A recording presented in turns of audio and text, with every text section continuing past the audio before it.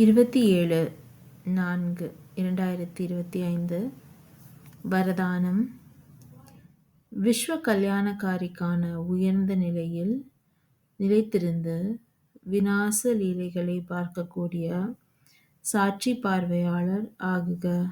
இறுதி விநாச லீலை பார்ப்பதற்காக விஸ்வ கல்யாணகாரியின் உயர்ந்த நிலை தேவை. இந்த நிலையில் நிலைத்திருப்பதால் தேயத்தினுடைய அனைத்து கவர்ச்சி, அதாவது சம்பந்தம், பதார்த்தம், சமஸ்காரம், இயற்கை என்னுடைய குழப்பத்தினுடைய கவர்ச்சி அனைத்தும் முடிந்து போய்விடும்.